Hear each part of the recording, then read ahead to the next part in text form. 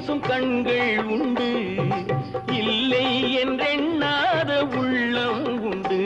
தாயேனும் செல்வங்கள் தாராட்டும் தீபம் வைரங்கள் போலே ஒளிவிடட்டும். சந்தோஷம் கொண்டாடும் உள்ளங்களில் பொன்னான எண்ணங்கள் உருவாகட்டும்.